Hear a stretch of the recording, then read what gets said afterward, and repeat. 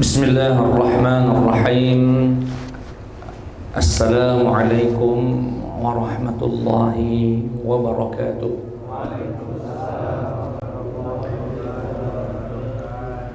Alhamdulillahi rabbil alamin.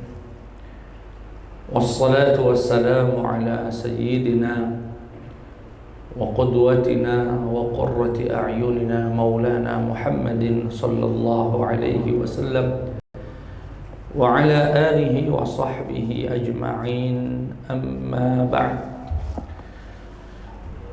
Jamaah hilir mengaji terkhusus masjid dimuliakan oleh Allah Subhanahu wa taala. Alhamdulillah, pada malam hari ini Allah ringankan langkah kaki kita berkumpul di rumah Allah untuk sama-sama mengaji. Semoga majelis ini menjadi saksi di hadapan Allah kalau kita ini pernah mengaji, kalau kita ini pernah berusaha mencari tahu ajaran yang diturunkan Allah kepada baginda Muhammad sallallahu alaihi wasallam. Allahumma amin. Salawat beserta salam tercurahkan kepada syafi'ina, pemberi syafaat kita, Nabi Muhammad sallallahu alaihi wasallam. Semoga kita betul-betul bisa mencintai beliau dan kelak mendapatkan syafaatnya. Allahumma amin. Jamaah sekalian yang dirahmati oleh Allah Subhanahu wa taala, kita lanjutkan ke fasal baru dari kitab Risalah Al-Mu'awanah, suatu kitab yang menjadi panduan kita untuk melakukan perjalanan menuju ridhonya Allah Subhanahu wa taala. Kami ingatkan, kita sama-sama mengulang. Bapak hadir di sini, sholat 5 waktu, tanggung jawab sama keluarga, kadang ada duit, bersedekah.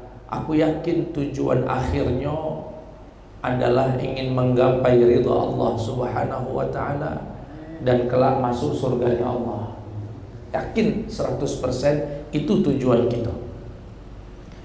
Nah, untuk mencapai tujuan itu, karena perjalanan ini panjang, tidak pendek, maka butuh ada panduannya. Ya, kalau tidak ada panduan, dan panduan ini mesti dari Nabi Muhammad sallallahu alaihi wasallam. Karena satu-satunya pintu menuju ridha Allah hanya pintu Nabi Muhammad sallallahu alaihi wasallam. Namun karena kita tidak berjumpa dengan Nabi, alhamdulillah, Nabi memberitahu kita ada pewaris kami yang melanjutkan dakwah kami, yang menjadi penyambung lisan kami. Mereka adalah para ulama, al-ulama warathatul anbiya. Di antara ulama yang melanjutkan dakwah Nabi, yang menjelaskan risalah Nabi, panduan Nabi Muhammad adalah beliau Al-Habib Abdullah bin Alwi Al-Haddad, yang kitabnya kita baca. Beliau menunjuk tahu kita, Pak, di pertemuan pertama, orang yang mau memutuskan, bismillah Ustaz, aku nak mulai berubah, aku nak mulai meniti jalan menuju Allah. Sudah terlalu lama aku lalai, sudah terlalu lama aku sibuk mencari dunia, rupanya dunia itulah. Aku bismillah, aku ingin melangkah meniti jalan menuju Allah. Pertanyaannya, dari mana aku harus mulai, Ustaz? Bingung juga nak mulainya dari mana. Beliau menunjuk tahu, langkah pertama kuatkan iman. Karena begitu merubah haluan yang tadinya sibuk dengan kemaksiatan, sibuk dengan kelalaian, sholat lewat, puasa lewat, banyak lalainya. Umurlah berjalan di atas 40, masih suka main gap sampai malam, subuh dilewatkan. Nah, kalau nak merubah, kuatkan iman. Kenapa Ustaz harus kuatkan iman? Karena bakal mendapatkan cibiran. Diejek uang, oi taubat cak ini hari lah taubat. Lah jadi wong soleh ceritanya, malu kan? Kalau tidak kuat cibiran tadi, ejekan tadi, balik lagi. Harus kuat. Kalau selama ini berusaha, ya berdagang, punya usaha melalui jalur riba, menggunakan dana riba misalnya. Begitu bismillah aku nak mulai berubah, yakin kalau meninggalkan riba awal dari keberhakahan. Yamhaqullahu riba wa yurbis sadaqah. Allah akan hilangkan itu ketidakberkahan dalam hidup kita kalau kita tinggalkan riba. Tapi biasanya kan namanya usaha dulu lancar galau, tinggal minjem bank, minjem ini lancar galau. Kalau nak berubah, mulai agak saro nyari dana, mulai berkurang pendapatan, itu kalau tidak kuat iman, berat menjalani, meniti jalan menuju Allah. Di awal perjalanannya berat, tapi nanti kalau sudah merasakan manisnya iman, dia akan ketagihan. Sama hadir majelis seperti ini, awal-awal melok ngaji, beratnya. Rasanya nak cepet balik. Alhamdulillah nih Ustaz ceramah. Cepatlah Ustaz. Rasanya pengen cepat selesai. Tapi begitu dia sudah mulai menikmatinya, tidak terasa lah sejam duduk di sini. Begitulah perjalanan. Awal-awalnya pasti berat. Maka kata beliau, kuatkan iman. Ya, kuatkan keyakinan kita kepada Allah Subhanahu wa taala, bahwasanya tidak ada kebahagiaan baik di dunia atau di akhirat kecuali dengan ketundukan kita kepada syariat Allah dan syariat Nabi Muhammad sallallahu alaihi wasallam. Nah, iman ini terus harus dipupuk, Pak. Harus dipupuk terus, melok ngaji, dapat ilmu lagi, ya. Dekat dengan ulama, dapat ngecas iman lagi, bersahabat dengan wong-wong soleh, ngecas iman lagi, dan seterusnya. Nah, kalau imannya sudah mulai terbangun, ya, terpupuk, kata beliau langkah keduanya ikhlaskan beramal. Ikhlas. Innamal a'malu, jangan sampai berubah haluan menjadi wong baik, akhirnya rajin sholat, rajin sedekah, rajin berbakti sama wong tuh macam-macam sampai 20 tahun, rupanya sejak awal bukan karena Allah. Alangkah sia-sianya. Makanya beliau anti-wantinian, hati-hati ya, dengan niat ini. Kadang yang bahaya itu niat di awalnya ikhlas, di tengah jalan jadi tidak ikhlas. Tadinya tidak pernah ngaji Quran sama sekali, bacaan Quran pun masih alif bata, itu pun dah hatam, baru sampai jim. Dulu masih kecil, masih berubah dia ngaji di masjid, nyari ustadz, ketemu ustadznya, belajar lama-lama bisa, iqra'nya selesai, kemudian bisa baca Quran, bahkan sampai fasih, sampai titik ini masih ikhlas.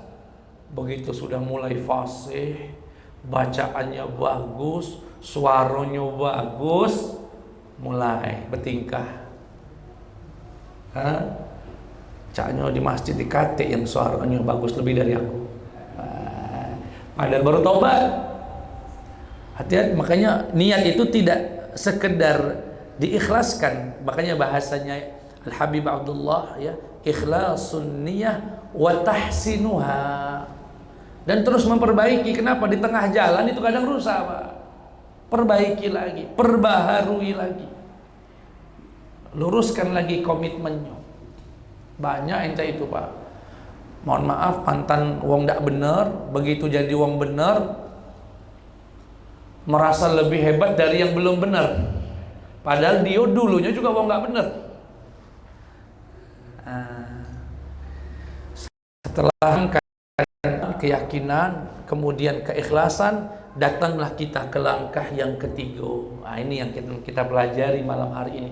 Apalagi Ustadz, setelah saya menguatkan iman saya, memantapkan iman saya, keyakinan saya, kemudian saya mencoba meluruskan niat saya, apa yang harus saya lakukan Ustadz? Ini pesan beliau yang ketiga. Qala al-musannif rahimahullah wa nafa'ana Allah bi'ulumihi fid darain amin. Faslun. Wa 'alaika ya akhi bimuraqabati Allah ta'ala fi harakatika wa sakanatika wa lahadhatika wa tarafatika wa khataratika wa iradatika wa sa'iri halatika wastash'ir qurbahu minka. Kata beliau, wahai saudaraku,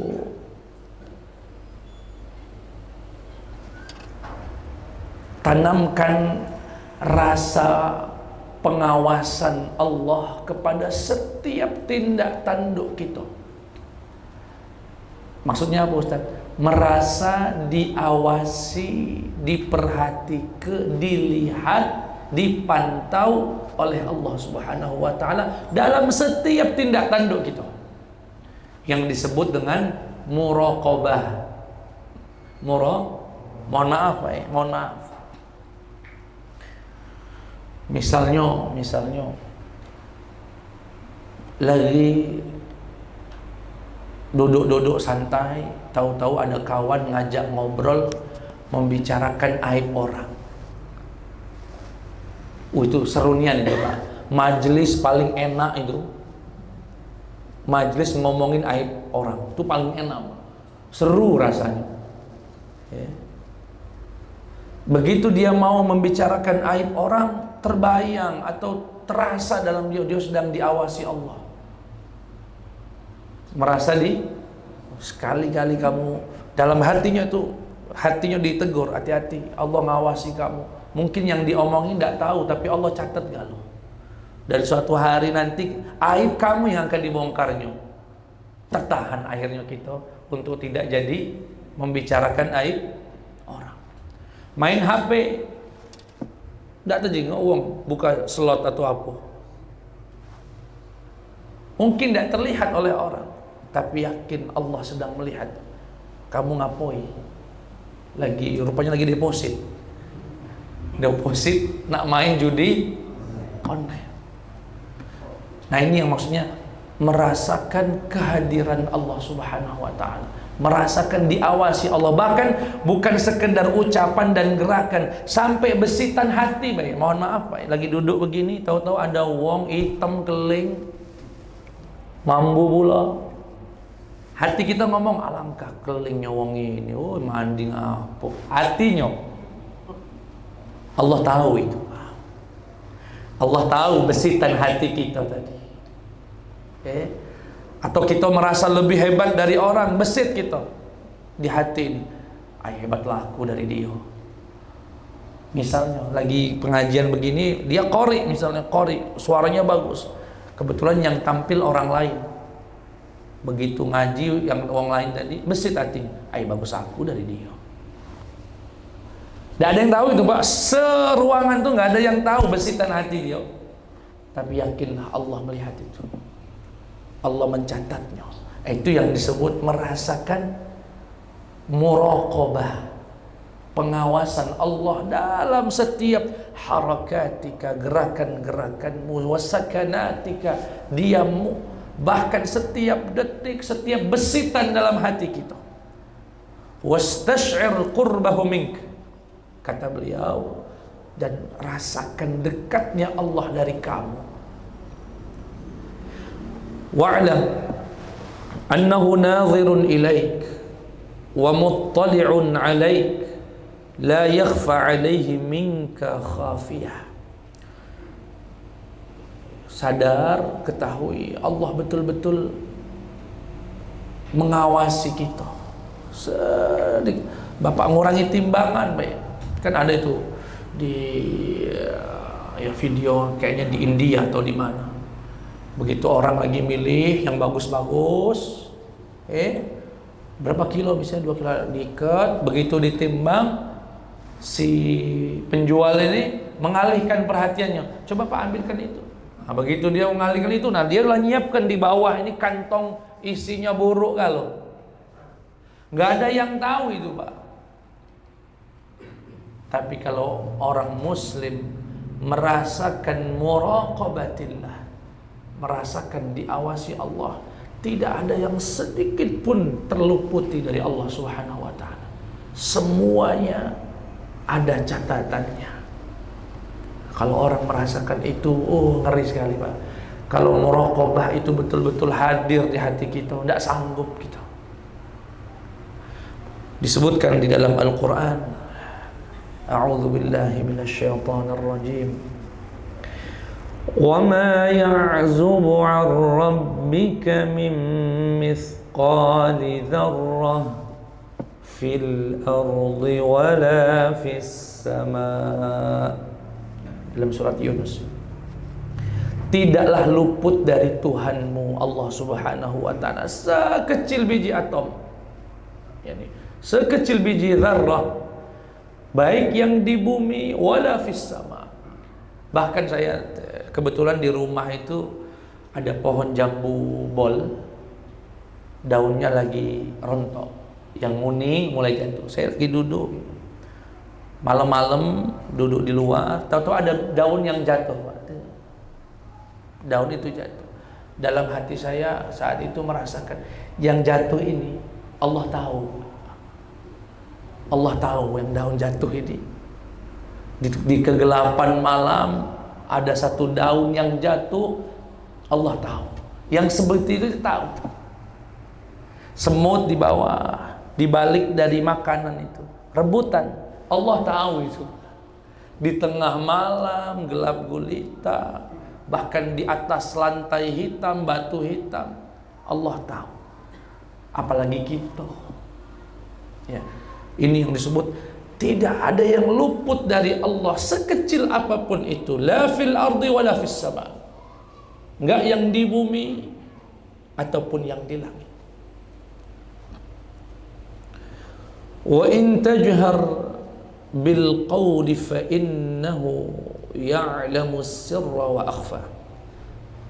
Jika kau tampakkan ucapanmu dengan ucapanmu, sesungguhnya Allah mengetahui yang rahasia dan yang lebih samar dari yang rahasia. Kita jangan, kalau kita ini manusia terbatas, jangan yang jauh-jauh Pak. Di atas sini baik kita tidak tahu apa dia isinya. Sini baik tidak tahu. Manusia. Dan Allah Subhanahu wa taala mengetahui itu semua. Wa huwa ma'aka aina ma kunt bil ilmi wal ihatati wal iqtidar wa yadulluka ma'al hidayati wal i'anati wal hifdhi in kunta minal abrar. Ini Allah senantiasa bersama kita, ya, untuk mengetahui, mengawasi dan segala-galanya. Dan kalau antum orang-orang baik, kalau kita ini wong-wong baik, insya Allah akan datang kepada kita petunjuk-petunjuk Allah, pertolongan-pertolongan Allah, dan penjagaan dari Allah Subhanahu wa taala. Maksudnya mana Ustaz? Ya tadi seperti niatnya keluar dari rumah nak duduk-duduk baik misalnya. Atau kalau ibu-ibu pagi-pagi keluar nak beli sayur, sebetulnya cuma nak beli terong. Sampai di tempat sayur, ibu-ibu yang lain lagi pada ngerumpi. Lagi pada ngerumpi. Oh serunya. Oh, kamu dengar nggak semalam ada ribut di sebelah situ? Itu nah selingkuh dia. Wah seru nih panjang. Ibu ini datang nih, wong baru nih. Nah, dengar dia. Kalau dia orang baik, ibu yang datang barusan ini orang baik, ya, dia akan merasakan pengawasan Allah Subhanahu wa taala. Saat itu akan datang hifdzullah laha, akan datang penjagaan Allah untuk dia. Dibuat hatinya tidak senang dengar itu, langsung beli terong, langsung balik. Itu namanya mendapatkan hifdz dari Allah Subhanahu wa taala. Tapi kalau dia dikhidlan oleh Allah, dicuekkan oleh Allah, diabaikan, nambah manas-manas sih. Uyonian aku dengar semalam tuh. Nah, jadi beli terong seharusnya 5 menit selesai, 2 jam. Balik bawa terong satu jam setengahnya ngomongi aib orang. Na'udzubillah min dzalik. Nah, itu kalau orang-orang yang tidak mendapatkan hifz dari Allah, yakni penjagaan dari Allah Subhanahu wa taala. Fastahyi min maulaka haqqal haya. Malu wahai saudaraku dari Allah. Wajtahid alla yaraka haitsu nahak wa la yafqidaka haitsu amarak. Wa'budhu ka'annaka tarahu fa in lam takun tarahu fa innahu yarak. Berusahalah wahai saudaraku, wahai jamaahku, kata beliau, Allah tidak melihatmu dalam bermaksiat dan Allah tidak kehilanganmu dalam perintahnya. Artinya kita selalu dalam keadaan bisa menaati Allah Subhanahu wa ta'ala. Dan sembahlah Allah seakan engkau melihat Allah. Namun jika kau tak mampu melihat Allah, yakinlah Allah melihatmu. Ini yang disebut dengan muraqabah. Merasakan ini Allah mengawasi kita. Apa istilahnya, Pak? Muraqabah. Ya. Nyembelih hewan kurban, nyelip ke torpedo. Ya. Cacanya dia motor, kata yang tengok. Kata yang tahu itu, Pak, nyelip baik. Kalau kata Ustaz Taufik, apa dia tuh? Berjijit, kambing belum mati, torpedo lah hilang. Iya. Hilang kakinya, hilangnya. Ada nggak yang seperti itu, Pak? Ada. Na'udzubillah. Memang nggak ada yang lihat, nggak ada yang tahu. Tapi semua itu diawasi oleh Allah Subhanahu wa ta'ala. Ustaz, kalau orang semacam itu selalu merasakan pengawasan, lama-lama jadi malaikat dia, Ustaz. Kayak itu ya. Nah, di sini beliau ngasih solusinya. Namanya manusia, Pak. Ya. Kalau kita iman itu tidak pernah turun, bagus terus, itu namanya malaikat. Tapi kalau iman kita rusak terus, ya, bahkan hilang terus, itu namanya setan. Nah, karena kita ini manusia, disebutkan imanul insan, imanul mu'min yazidu wa yanqus. Iman kita ini kadang naik, kadang turun. Kalau lagi naik, Masya Allah, sholat malam 8 rakaat. Rasanya majelis taklim sudah kayak sholat 5 waktu, pagi, siang, sore, malam, subuh, melo ngaji terus. Tapi kadang-kadang lesu, udah katanya bekasnya ngilang. Jangankan sekali dalam sehari majelis taklimnya, setahun udah terjenguk. Itu lagi turun imannya. Nah, bagaimana caranya, Ustaz? Ketika kita menghadapi masa-masa kelesuan tadi, masa-masa lesu, lemas, bahkan lebih condong ke maksiat, apa yang harus kami lakukan? Saya kira semua dari kita pernah mengalami ini, ya, masa dimana kita ini lesu dalam beribadah, bahkan lebih dekat untuk bermaksiat. Biasanya disebut dengan istilah futur. Quran loh, Pak, Quran nih. Biasanya dia baca sehari itu bisa 2 lembar, 3 lembar, 4 lembar. Kalau sudah lagi lesu, Pak, lah wudu, lah megang Quran dipegang. Nah, ini Quran misalnya. Begitu dia nak baca, dengar buka HP dikit. Buka HP dia. Pas mau baca lagi, kaki dulu lah, tanggung. Tahu-tahu sejam dia main HP. Ujung-ujungnya, kaki beres sore lah. Taruh Qur'annya pergi dia. Itu kalau orang lagi lesu itu, Pak. Zikir ba'da salat, baru istighfar 3 kali lah tidur.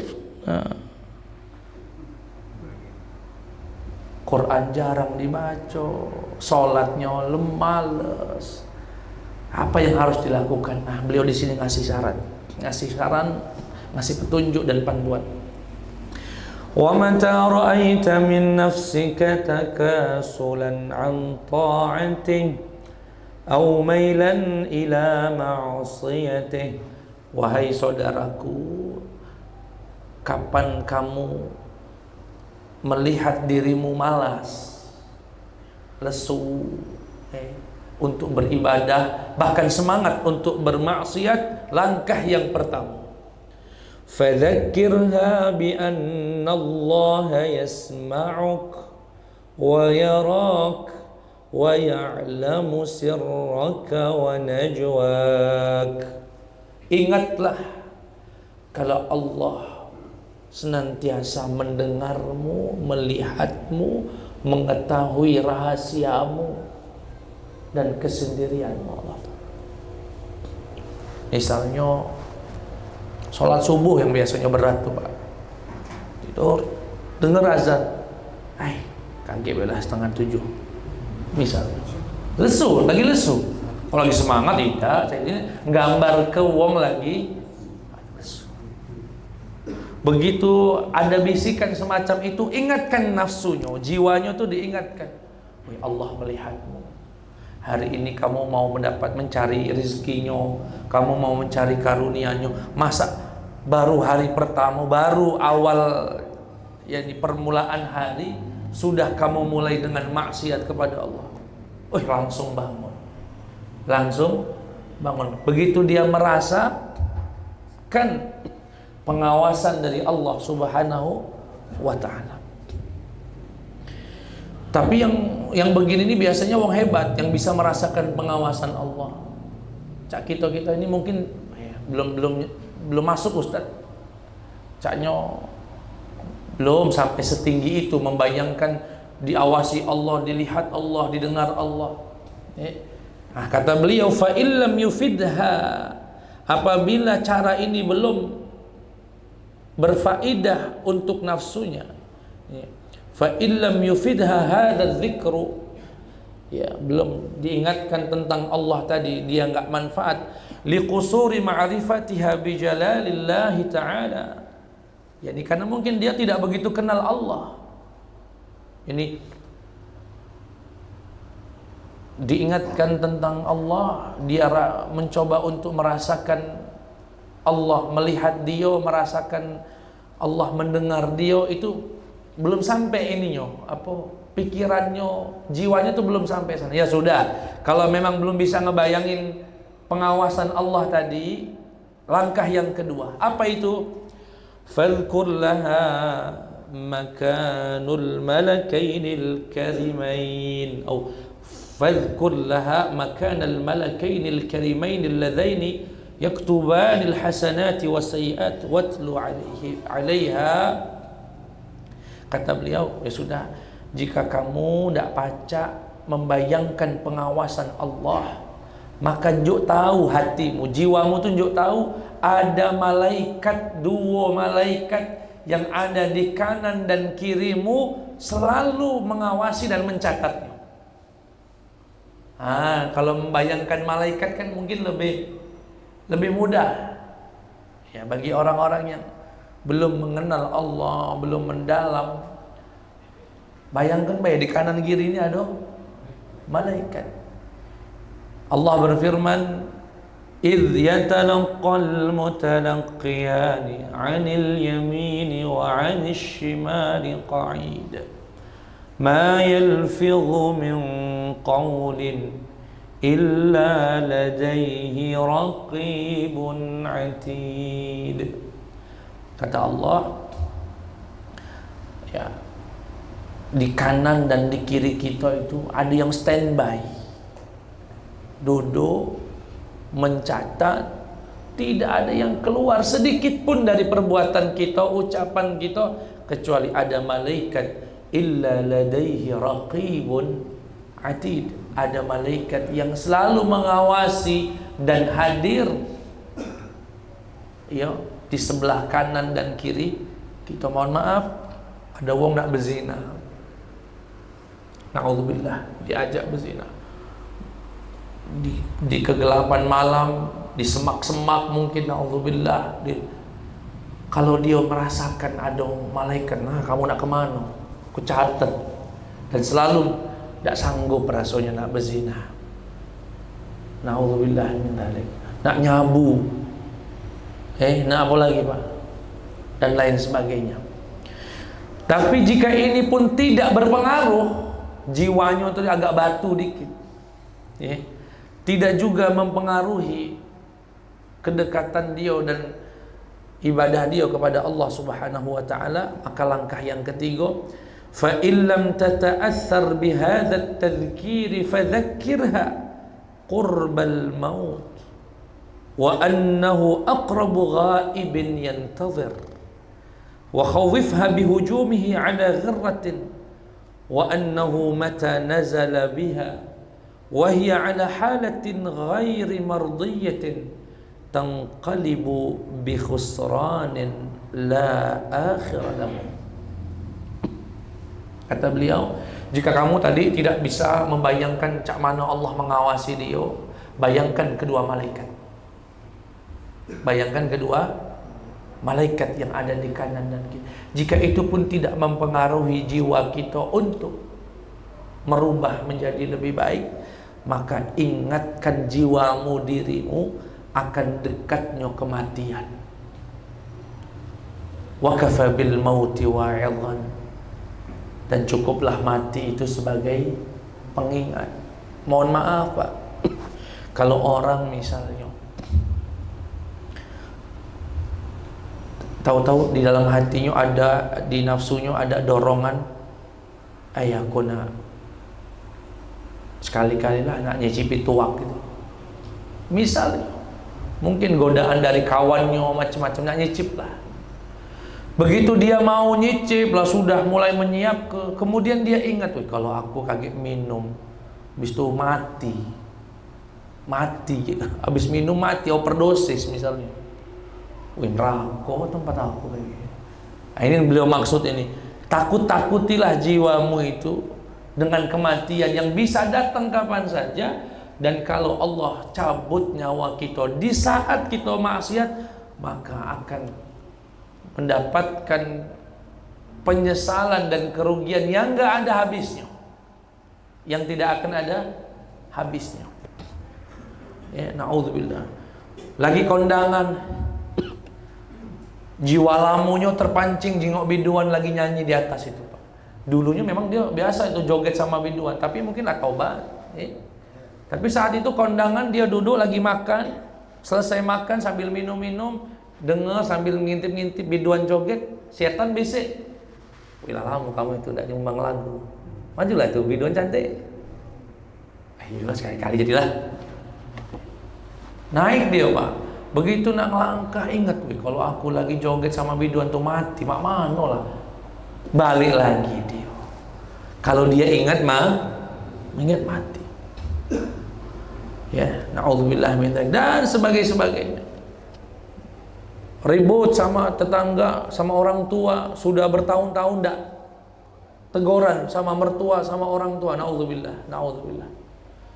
Datang dia merenung ini malam hari, ya Allah, kalau aku besok mati, mak mano, mak aku ndak ridho, mak mano. Langsung terdorong dia untuk mendatangi orang tua, minta maaf. Itu kalau dia ingat mati. Diingatkan Allah, tidak gerak, tidak berhenti. Ingatkan ada dua malaikat, tidak juga berubah. Ingatkan kalau dia bakal mati dan akan menanggung segala perbuatan, tidak juga berubah. Nah yang keempat, fa illam yanfa'ha hadza at-takhwif. Kalau ditakut-takuti mati, tidak juga bergerak. Dan buktinya banyak orang yang tidak takut mati Pak. Saya mohon maaf sekali, menjadi catatan buat kita. Kalau lagi nganter jenazah itu Pak, yang nganternya memang nggak salah-salah, penuh jalan itu, sampai mobil dicegatnya kalau nggak boleh. Sampainya di kuburan, yang doa itu paling 10 wong Pak. Yang 100 di mana Pak? Di ujung sana, sambil tepus, ngobrol. Rasanya itu nggak bakal mati wong itu. Ngapoilan nganter jenazah kalau pada akhirnya tidak mendoakan? Itu kebiasaan yang sangat buruk itu. banyak minggir-minggir semua. Yang datang, yang di depan itu cuma Bilal, ustadz kampungnya, kadang-kadang yang gali pun sambil minum kopi dia. Habis gali tadi capek. Jadi yang dua itu kami berdua sama Bilal dari amin. Kalau dia punya anak-anaknya, yang lainnya.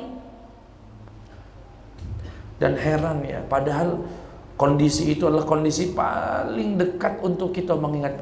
Seharusnya kan uang datang ke jenazah kan, memakamkan itu dia duduk mak itu atau berdiri jingok itu merenung. Woi kaget ya, aku cak itu juga kaget. Bakal begitu juga nanti. Siapalah kaget yang bakal nurun ke aku di situ.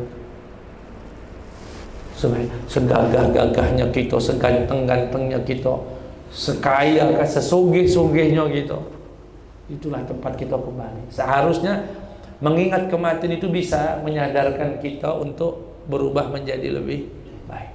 Tapi andaikan ini tidak mempan, tidak berubah juga, maka fa illam yanfa'ha hadha at-takhwif fadhkur laha ma wa'ada Allah bihi man ata'ahu min as-sawabil 'azim wa ma tawa'ada bihi min man 'asahu min al-'adzabil alim wa qul laha ya nafsi ma ba'dal mauti min musta'tabin wa ma ba'dad dunya min darin illa al-jannah awin nar. Jadi kalau mengingat kematian tadi tidak merubah dia, maka yang keempat, bayangkanlah tentang ganjaran-ganjaran surga kalau kita taat sama Allah Subhanahu wa ta'ala. Tidur, dengar azan, Allahu Akbar, Allahu Akbar, azan subuh. Wih, salat qobliyah 2 rakaat, pahalanya lebih baik dari dunia dan seisinya. Dunia dan seisinya ini, Pak. Itu kalah dengan 2 rakaat qobliyah. Langsung bangun dia, kaget ketinggalan, tidak dapat qobliyah. Terpancing untuk beribadah dengan cara mengingat ganjaran pahala yang Allah berikan. Itu baru 2 qobliyah rakaat, ya 2 qobliyah subuh lebih baik dari dunia dan mana subuhnya. Sunnah qobliyahnya baik, lebih baik dari dunia seisinya. Raka'atul fajri khairun minad dunya wa ma fiha wa ma balukum bi salatil fajri atau bi salatis subuh. Maka bagaimana dengan salat subuhnya? Pasti besar sekali. Nah, semangat. Datang ke masjid. Duduknya senang di belakang. Nyender tiang. Duduk. Ingat ucapan Nabi Muhammad, andaikan umatku tahu besarnya pahala saf pertama dan tidak ada cara untuk mendapatkannya kecuali harus diundi, maka mereka akan melakukan undian. Besar nian ini Pak pahala saf pertama. Begitu ingat hadis tadi langsung dia maju ke depan. Sebaliknya ya, ingatkan juga diri ini dengan ancaman-ancaman Allah Subhanahu wa ta'ala. Kadang-kadang uang itu kalau diiming-imingi ada yang bergerak, tapi ada juga uang yang tipikalnya harus diancam. Ada kan tipikal manusia, anak kita baik anak kita. Nah, kamu belajar yang rajin, kayak lulus, mama belikan motor. Ada, dengan itu dia rajin belajar. Tapi ada yang, tidak tergerak dia, diancam. Nah, kalau kamu nggak lulus, mama potong uang jajan kamu sampai 2 tahun ke depan. Oh, jadi dia belajar. Nah, ada tipikal manusia itu baru beribadah kalau diiming-imingi pahala.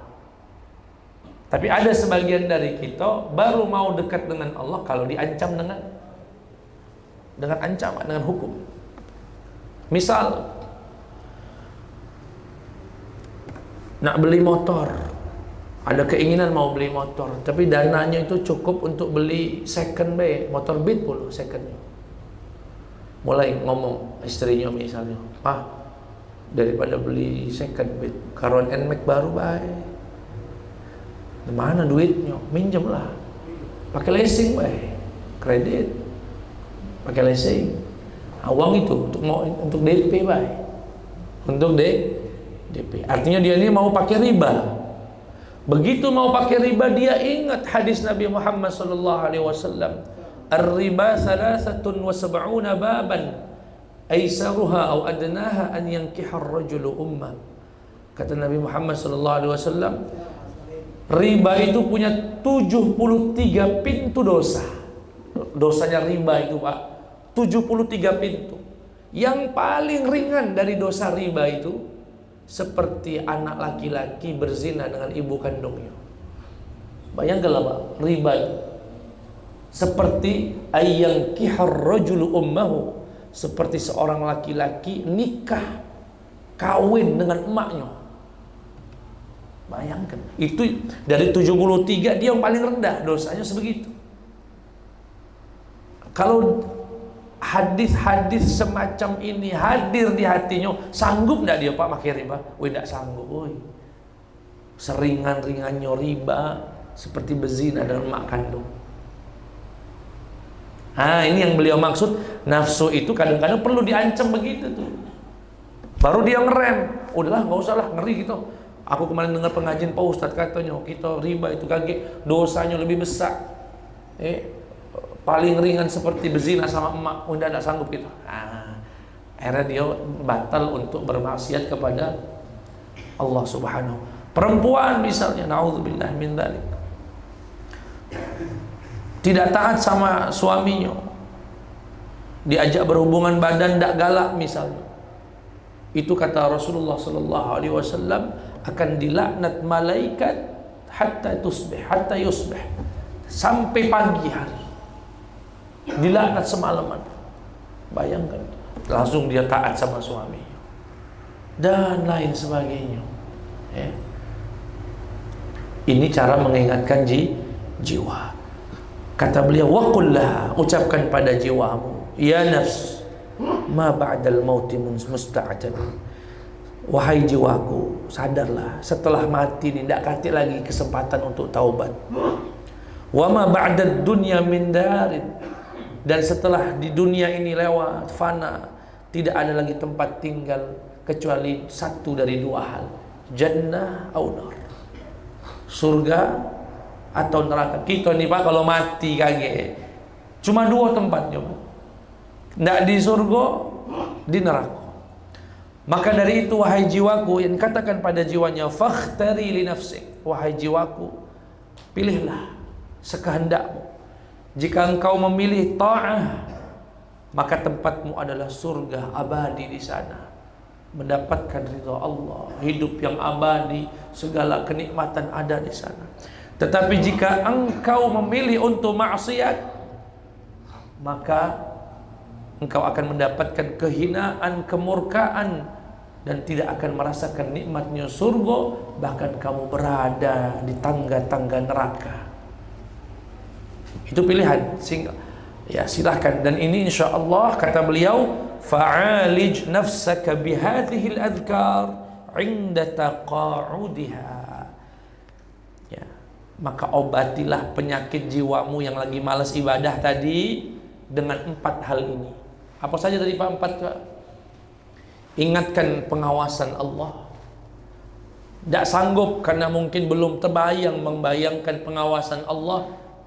Ingatkan ada 2 malaikat di kanan kirimu yang siap mencatat. Yang ketiga, ingat kau bakal mati. Kalau nak zolim, nak ngembek warisan dulurmu, ingat kau ini bakal mati. Dan yang terakhir, yang keempat, ingatkan janji-janji kebaikan Allah. Begitu juga dengan ancaman-ancaman Allah. Kesimpulan dari 4 ini, Pak, ini pernah kami sampaikan dalam satu kesempatan. Orang yang sampai hari ini lalai dengan Allah, lalai itu maksudnya sholat masih tinggal, masih suka, na'udzubillah, membuang waktu dengan tidak manfaat, puasa tidak puasa, sama wong tuang lawa. Saya berapa hari lalu atau berapa waktu yang lalu, ada ibu-ibu datang ke kami nangis. Kenapa, Bu? Aku lala Ustaz ribut sama anak kandungku, ribut sampai ku marah sama dia. Tapi tahu-tahu anakku diam ke aku.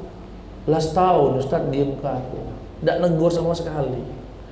Aku renung-renung malam, ya Allah, mak mano pun itu anak aku. Akhirnya aku pagi-pagi izin sama suami, aku nak minta maaf sama anak aku, nak minta maaf emaknya, nak minta maaf sama emaknya. Datanglah dia pagi-pagi ke anaknya, Assalamualaikum nak, ya Pak, kurang lebihnya Pak ya. Mak, nak, emak minta maaf nak, sakit rasanya emak tidak ditegur itu mak. Kalau emak punya salah mohon dimaaf ke, kamu jangan diem ke emak lagi, sudah. Mak, katanya, kata anaknya nih Pak, sejak hari itu aku tidak pernah lagi nganggap emak itu emak. Bayang ke itu Pak, aku merinding nih aku Pak dengarnya Pak. Emak itu sudah aku anggap tidak kacik lagi di dunia ini. Woi, tambah sakit Pak, sudah minta maaf, sudah ngalah. Bayangkan itu Pak. Nah, ada orang-orang yang semacam ini. Masih ada, mohon maaf, orang rambutnya lah putih, umurlah di atas 60 tahun, jam 2 masih ketepak-ketepuk main gap, subuh lewat, masih lalai Pak. Masih, itu dalam bahasa kita, dalam bahasa Al-Quran, minal ghafilin, ghaflah, masih lalai, masih tidak sadar kalau dia ini bakal mati. Dan setelah mati akan ada tanggung jawab. Dan kalau sudah dipertanggungjawabkan, pilihannya dua. Masuk surga sama Nabi, sama wong-wong soleh, atau masuk neraka. Itu. Masih lalai itu. Sampai hari ini, umur 60 tahun belum sholat. Bayangkan, ada. Umur 60 tahun masih joget sama biduan. Nyawer mulu, nah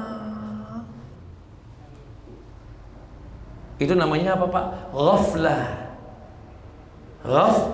Ghaflah. Apa sih sebabnya wong ghaflah itu? Kenapa kok dia nggak sadar? Kenapa dia selalu dalam kelupaan, kelalaian? Saya rangkum tadi dalam satu tulisan. Sababul ghaflah, ini kesimpulan dari yang kami baca.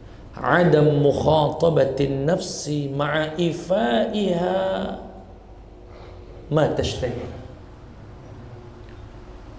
Karena jiwa ini Pak jarang diajak ngobrol. Jiwa ini jarang diajak bicara, jarang diajak merenung. Nah, sudah tidak diajak bicara, jarang diajak merenung, apa yang selalu diinginkan nafsunya dituruti. Sudah makin batu dia Pak. Maksudnya diajak bicara tuh mak mano, misal Pak ya, nanti Bapak pulang dari sini, ambil wudhu sebelum tidur. Sebelum Bapak sembari-baringkan tubuh semacam ini, cobalah Bapak sekali-kali ngajak ngomong sama jiwanya. Oh ya Allah, umurlah 60 tahun. Ingat rasanya dulu Kak, masih muda dulu, merantau ke sana, merantau ke sini, nyari duit. Kukira kebahagiaan itu di duit itulah. Tapi rupanya setelah aku pikir-pikir, cak ini, kalau aku mati, segala duit aku nih, dimbe anak aku galuh, warisan galuh. Mulai, kalau dia sering ngajak bicara semacam itu, hati itu mulai akan lembut Pak. Tapi kalau nggak pernah diajak ngomong jiwa ini, tapi apa yang dia mau terus diikuti, itu yang akan membuat kita ghaflah tadi. Coba sekali-kali Bapak merenung. Coba jam 3 malam nanti atau jam setengah 4 kalau sempat bangun, ambil wudhu, gelar sejadah, cari ruangan yang tidak kate, istri pun tidak lihat, di ruang tamu, sholat Bapak 2 rakaat. Setelah 2 rakaat Bapak merenung ini, sambil mikir-mikir, oh ya Allah, sisa hidup ini tidak lebih banyak dari yang sudah lewat. Lah 10 tahun aku tidak teguran sama tangga aku itu, alangkah. Lalu buat apalah aku musuhan saya ini? Apa yang manfaatnya setelah 10 tahun yang ada aku buang-buang dosa baik, buang-buang pahala baik. Besok baik aku minta maaf lah. Besok pagi setelah sarapan, hasil dari ngobrol sama nafsunya tadi membuahkan kerendahan hati untuk minta maaf. Tapi kalau nggak pernah diajak ngomong tadi Pak, ya terus itu, nggak teguran sama emaknya, sama mertuanya, sama dulurnya, sama tetangganya, bisa 10 tahun, 20 tahun. Jadi kesimpulannya, makanya dari tadi 4 langkah yang disebutkan Al-Habib Abdullah bin Alwi Al-Haddad semuanya ngajak ngobrol jiwa. Ingat ke dia tentang Allah, ingat ke dia tentang 2 malaikat, ingat ke dia tentang kematian, ingatkan dia tentang janji-janji Allah Subhanahu wa taala. Nafsu itu diajak ngomong, ini diajak ngomong. Nah, kalau ngomong sama nafsu butuh waktu dan kondisi yang hening. Karena kalau di depan umum jarang ngaku waktu Pak. Kalau di depan istrinya, di depan ustadznya jarang ngaku. Kamu ini masih benci ya sama dia? Tidak Ustadz, tidak. Kata aku benci-benci mana? Tidak lah. Aku baik-baik saja sama dia. Tidak benci. Sebenarnya hatinya bohong gitu Pak. Hatinya masih benci. Nah, kapan dia jujur Pak? Malam hari sendirian, tidak kata yang tahu. Nah, malam, aku ini masih benci nih sama dia nih. Baru dia jujur dengan dirinya. Baru saat itu hati nafsu kita akan mulai ingat, ya, tidak lagi dalam keghaflahan, kelalaian. Na'udzubillahi min dzalik. Kemudian beliau sebutkan di sini, "Thumma innahu in thara min qalbika 'inda istish'arika anna Allah yaraka haya'un minhu yamna'uka 'an mukhalafatihi wa yahmiluka 'ala at-tashmir fi ta'atihi fa 'indaka syai'un min haqa'iqil muraqabah."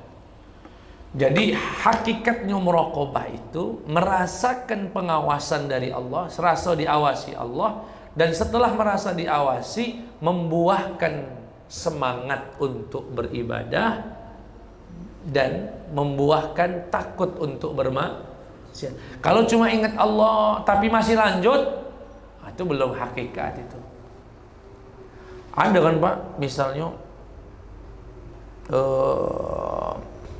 ribut dengan siapa lah, dengan suaminya atau dengan istrinya atau dengan mertuanya atau dengan wong tuanya. Diingat ke sama kita, kamu nggak takut kaki anakmu juga akan mendurhakaimu seperti kamu melawan sama wong tuamu?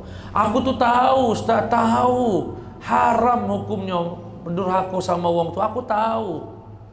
Cuma ini itu namanya merasakan muraqabah tapi tidak membuahkan hasil apa. Banyak itu Pak. Aku tahu Ustaz, ini riba, tapi mak mano.